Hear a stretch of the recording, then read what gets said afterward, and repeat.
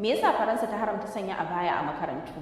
Abaya, kamar sanin kowa, doguwar riga ce da ke suturta jiki, wanda galibi mata musulmai ke sakawa. Kalli abin da ministan ilimi ke cewa, idan ka shiga aji, bai kamata ka fayyace addinin mutum ba, kawai daga kallonsa ko shigarsa. Tun a shekara ta 1905, Faransa ke ɗaukar matakan ware addini da lamuran gwamnati. Sallar jami'i ko ibada, taron addini ko makale gicciye a bango abubuwa ne da aka haramta a gine-ginen gwamnati da makarantu. Amma a shekara ta 2004, sanya sutura irin su hijabi da hular Yahudawa da makale gicciye an haramta su. Su ma sauran gwamnatocin kasashen Turai sun haramta sanya dan kwali da hijabi a makarantu da gine-ginen gwamnati. A Austria da Netherlands da wasu jihohi a Jamus sun yi amfani da tsaro a matsayin hujjar ɗaukar wannan mataki. Suna cewa hakan na iya hana a gane mutum.